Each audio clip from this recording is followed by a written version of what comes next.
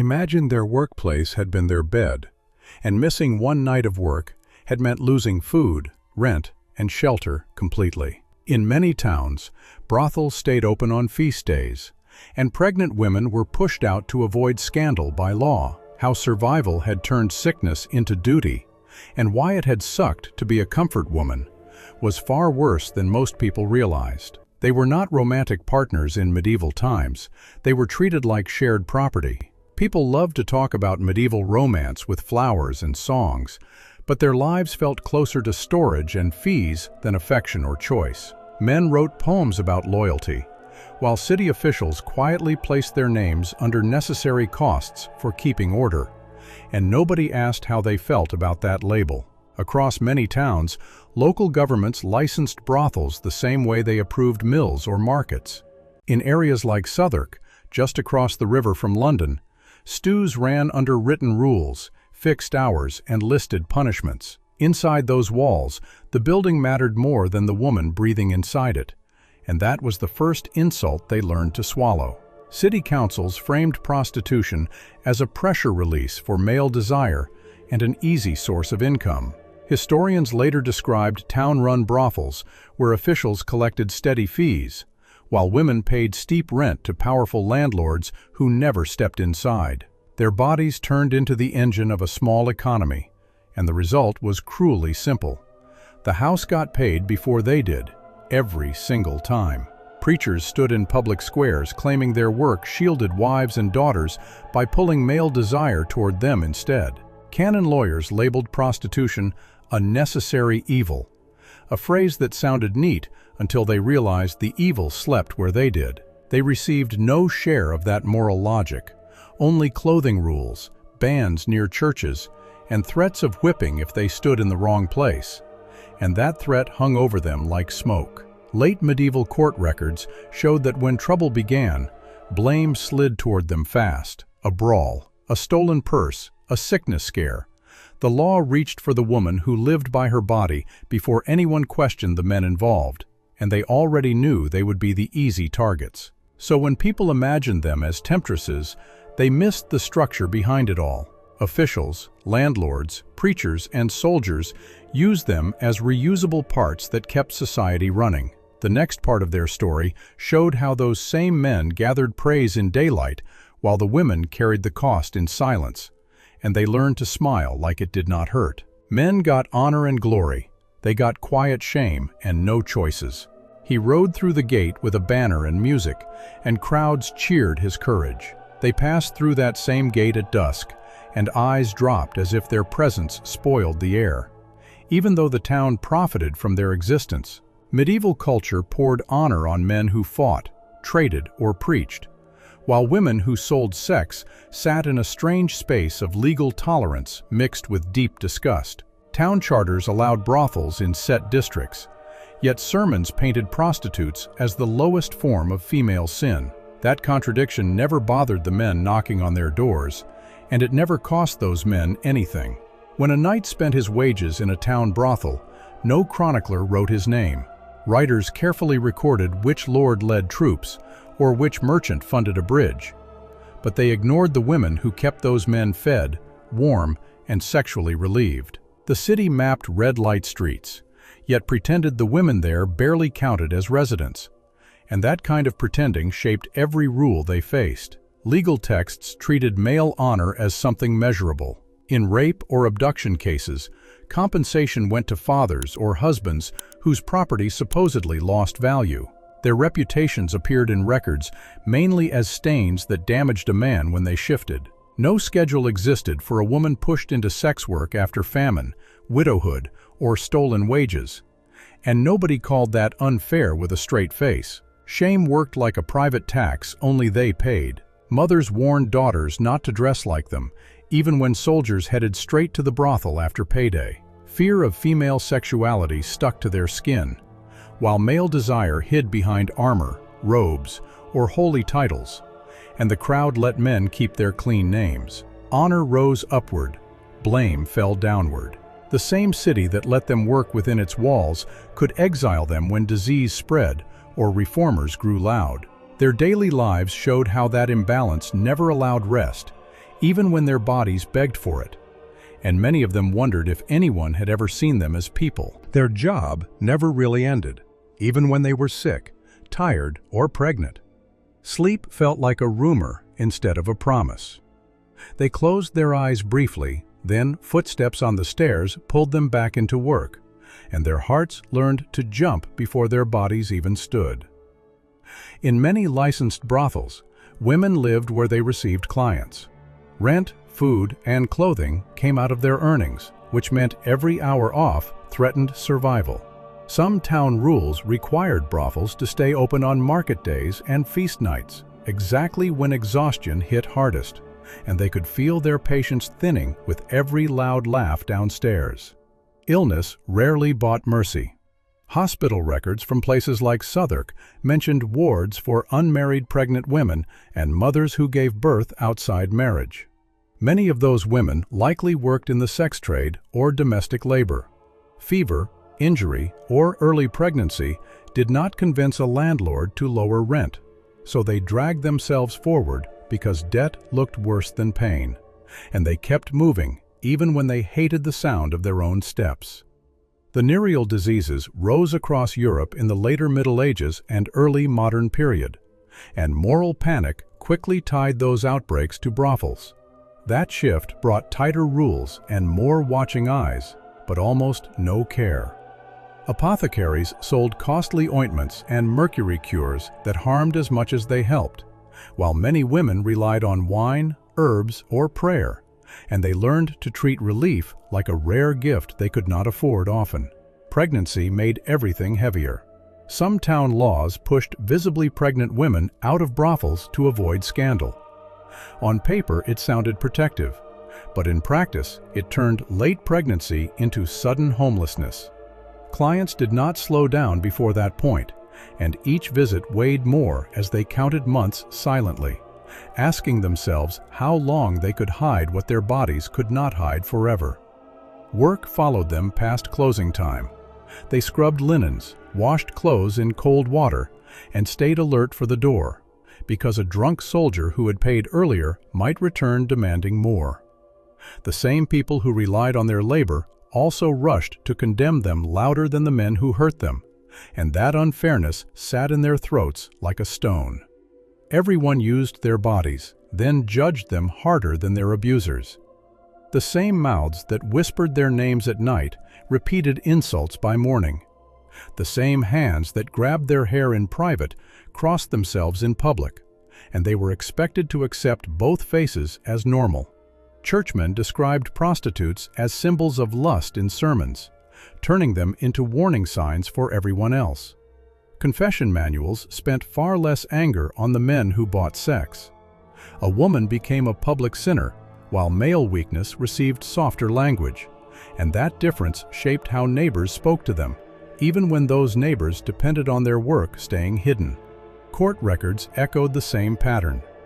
In cases involving brothels or women who lived by their bodies, officials named and fined the women, while men vanished into the category of unnamed clients.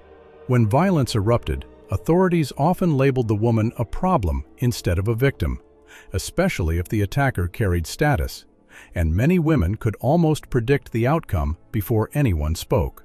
Popular stories repeated the message. Satirical poems and moral tales mocked the harlot more than the man who visited her. She tricked him, robbed him, or pulled him into sin, and she carried the stain either way. Research later showed prostitutes came from many backgrounds, yet public imagination crushed them into one shameful image, and that image followed them even when they did nothing at all.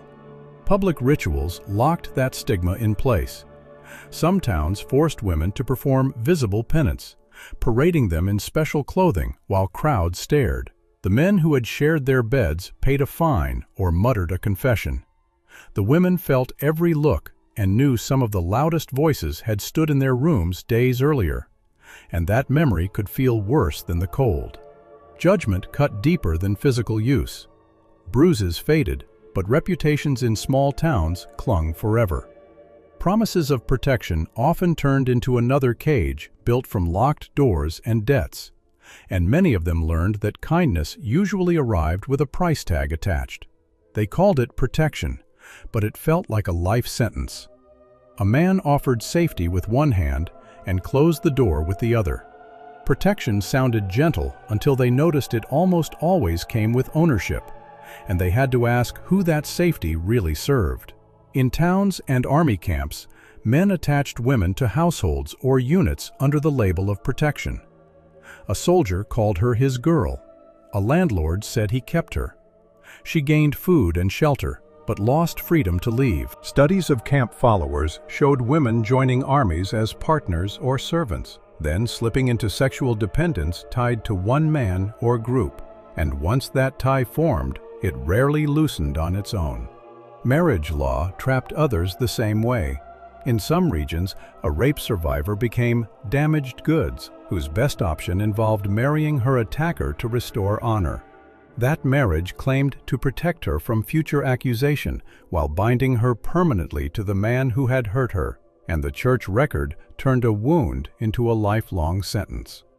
For women tied to a brothel keeper, protection looked like debt. He paid rent, clothing, or fines, then claimed most of her earnings. Attempting to leave made debts grow overnight, followed by threats. Municipal records described this grip clearly, where money chained women in place long after they wanted out, and their fear shifted from fists to ledgers that never ended. City officials spoke of protection in two voices.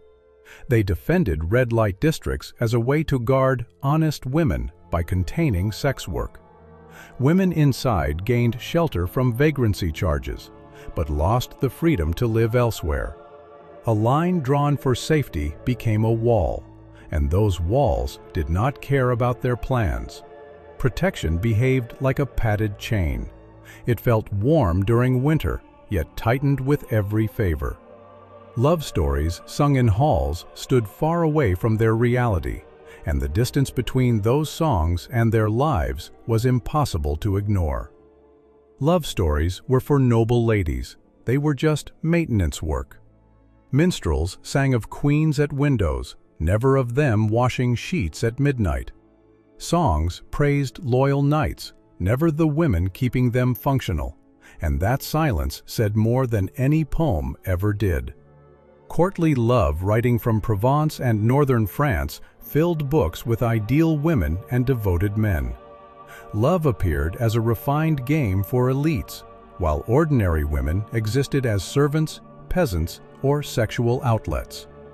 Historians later pointed out how sharply culture separated noble romance from everyday female labor, and these women lived on the wrong side of that line every night. For soldiers, merchants, and craftsmen, they performed maintenance work.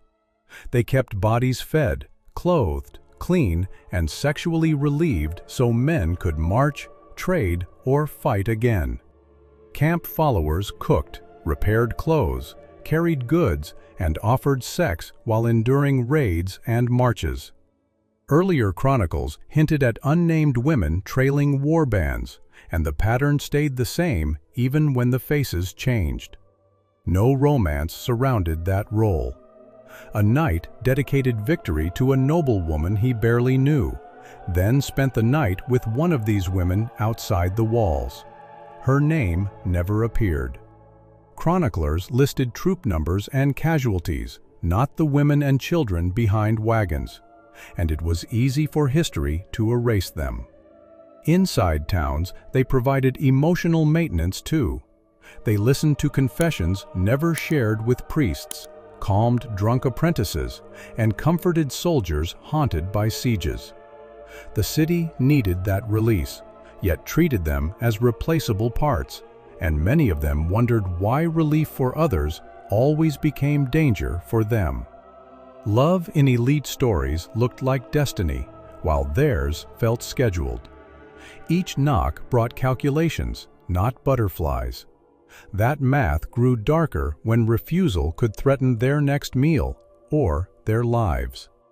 They learned early that saying no could cost them food or their lives. Other girls learned manners. They learned how to read danger instantly. One refusal could turn a night into violence or a winter into hunger, and they began to measure courage very differently than the men in songs. With weak labor rules and strict gender lines, survival depended on male approval. A landlord or captain could throw them onto the street without process. Scholars later noted that many women in prostitution records came from poverty or migration, where agreeing looked safer than starving, and that simple pressure often turned into a trap that never opened again. Rape law offered little shelter. Sexual assault legally injured male guardians, not women themselves. Claims required fathers or husbands to argue damage. For women in sex work, that shield rarely existed. Reporting violence risked more harm and stigma, and even being believed could still leave them punished. Soldiers added another threat. Literature and studies linked armed men with sexual force, where seduction masked coercion. Real campaigns showed the same pattern. A woman labeled a prostitute rarely received the benefit of the doubt, and that label followed her into every argument she tried to make. They learned to manage yes and no carefully. They accepted some encounters to avoid worse ones, judging men within seconds, and they kept their voices steady even when their hands wanted to shake. That constant calculation turned their nerves into alarms. Every knock brought fear, math, and hunger together. Purity sermons then left them exposed to even more harm, especially when the people preaching mercy offered them none. Priests preached purity, while men dragged them back to the bed. Sunday mornings promised mercy. Sunday nights repeated the bargain. The first client after Mass often smelled of incense and wine, and they could almost taste the hypocrisy in the air. Canon law condemned prostitution, yet church leaders tolerated brothels. Theologists argued that sex work prevented worse sins like rape or adultery among respectable women. These women became moral tools in that logic, and nobody asked what it did to their bodies or minds to serve as those tools. Preachers called them to repent while describing them as corruption. When disease scares rose in the 15th and 16th centuries, reformers closed brothels and blamed women as carriers. Men walked away quieter, and the silence around their part felt planned, not accidental. Confession added pressure. A priest demanded that a woman quit to earn absolution, yet offered no food or shelter. Poor relief favored widows and the respectable poor, leaving these women stranded between faith and survival, and many of them saw how forgiveness could still leave them starving. The gap between purity talk and practice played out nightly. A man prayed by day and demanded secrecy by night. Kindness in private turned into contempt outside, and they learned to expect two faces from the same person. Sacred words floated above while floorboards bore the weight. When war came, danger multiplied, and many of them paid the price long before any defeated man did. If men lost battles, they paid the price long before the soldiers did. Battles looked distant on maps. Consequences arrived at their doors. When armies moved, women felt it first, and they sensed it in the way men spent, drank, and took. Sieges and raids unleashed sexual violence that was hard to count. Accounts described plunder, forced concubinage, and mass rape across medieval Europe. Women warned to flee sometimes stayed to support defenders, then faced ruin when walls fell, and they understood that bravery could still end in terror. For women tied to camps, danger doubled. Armies relied on informal economies where women cooked, washed, and provided sex. When pay failed, soldiers turned violent, and these women held no citizenship to protect them, because moving armies did not care whose town they came from. If their town fell, women became spoils. Chronicles listed captives without detail. Commanders ransomed nobles while poor women endured unchecked abuse, and the scale of their suffering never fit neatly into the numbers written later. Long after battles ended, damage spread. Children born after campaigns carried stigma, and disease traveled, later blamed on prostitutes even when violence, not choice, had driven the spread. So when men recalled lost battles, these women remembered broken doors and silence. Meanwhile, inside their own bodies, another terror often waited: pregnancy. Pregnancy meant panic about another hungry mouth, not joy. Songs praised mothers, they counted grain. A missed month felt like a clock ticking, and their first thought was not love, it was how they would survive. Pregnancy threatened survival. Laws sometimes expelled pregnant prostitutes from brothels, stripping security when need grew, and the cruelty lay in the timing, because they lost shelter when their bodies grew heaviest. Child mortality ran high. In some regions, 1 in 3 children died young, and childbirth killed many mothers. Poor urban women faced worse risks. These women faced them with almost no care, and fear sat in their chests like a cold weight. Paternity offered nothing. Clients vanished or denied ties. Law protected inheritance for legitimate heirs, not children of prostitutes. Parish labels followed those children for life, and one written word could close doors for years. Women shared herbs and risky knowledge to manage pregnancies, using plants that could harm. Midwives guided choices shaped by hunger and fear, and every choice felt like stepping onto thin ice. Another mouth meant deeper debt. Motherhood lowered their status instead of raising it. Age then closed doors even faster, while the world treated them like broken equipment. They aged fast, and the world treated them like broken equipment. Others counted birthdays. They counted nights. By 30, many of their bodies felt spent, and the town agreed, even though they still woke up each day needing food like everyone else. Records suggested many women entered sex work young. Hard labor, disease, and poor food sped aging, and time felt sharper when every night cost a piece of them. Men who once praised them started demanding younger girls. Ordinances banned older women from brothels while recruiting new ones, and the message was clear: they were replaceable, and their replacements were already being searched for. Disease worsened their decline. Untreated infections caused pain and damage. Missed work meant hunger, and hunger pushed them back into the same cycle they wanted to escape. When demand faded, choices shrank. Marriage closed, guilds excluded them, and relief rejected them.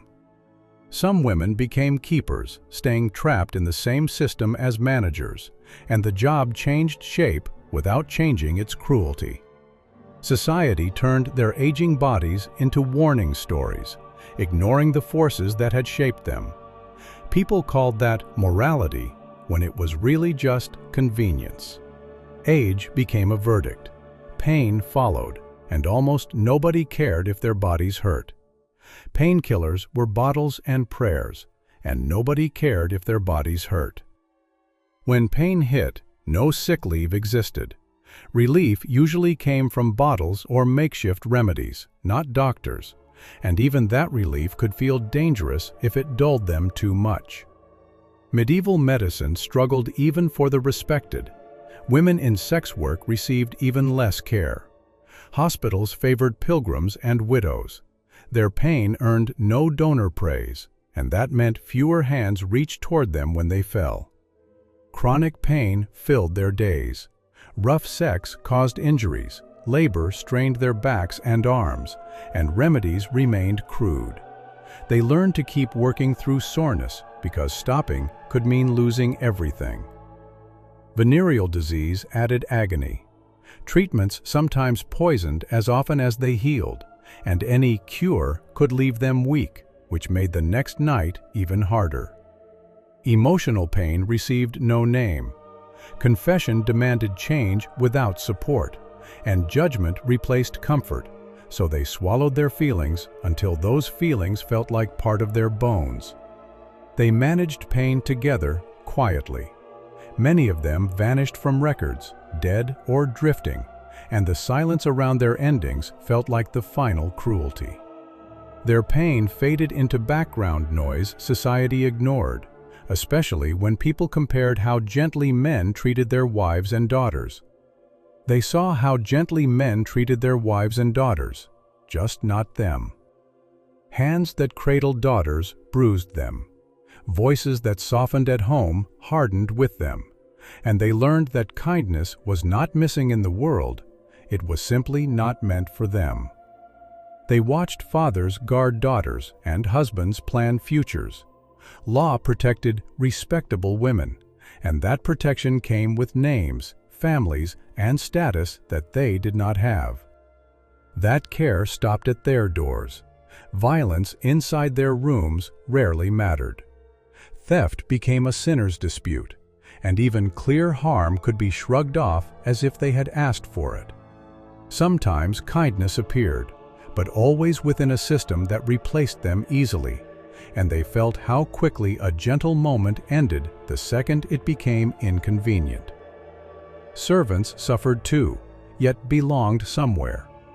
These women existed in secrecy, stripped of respect, and that secrecy turned their whole lives into something other people denied in daylight. They learned that other women deserved care by default. They earned scraps. When they tried to escape, they discovered that leaving did not erase what the town had already decided about them. Escape did not mean freedom. It meant starving in a town that remembered. People often asked, at least in theory, why they did not just leave. Every road remembered them, and the faces on the street remembered too. Leaving meant debt, lost residence, and no protection. The moment they stepped away, the world treated them like trespassers. Other work required clean names and guild access. They competed with younger women, and the moment someone recognized them, doors closed quietly. Magdalene houses offered harsh shelter. Many avoided them. Others drifted into street work, where the danger could grow even worse without the thin shield of a known place. Hunger tested everything. New towns feared strangers, and accents and clothes marked them fast, so they learned that moving did not erase their past. Escape traded one danger for another. Many returned, and people called it choice when it was really the last remaining path. In the end, even memory betrayed them, because history remembered the men who used them more than the women themselves. History forgot their names, but it never forgot the men who used them. Chronicles drowned in male names. Women like them barely appeared, and that absence was not an accident. It was part of the design. Kings, bishops, and merchants filled the pages. Prostitutes appeared as problems to manage, fined, regulated, pushed, and blamed, while their own voices stayed missing. Yet their labor had supported those careers. Soldiers rested, merchants spent, preachers pointed, and the city collected money while pretending it hated what it collected money from. Historians later pieced their lives from fragments. Ordinances hinted at countless lives, and each fine or rule stood in for a woman who had to endure that day just to eat. Their work had mattered. Leaders admitted it when defending brothels, calling prostitution a shield for honest households, and that argument turned their suffering into a tool society felt oddly proud to use. So when people asked why it had sucked, the answer lay in structure. Their bodies became infrastructure, their pain acceptable, their stories disposable. And the worst part was how many people benefited while pretending they did not.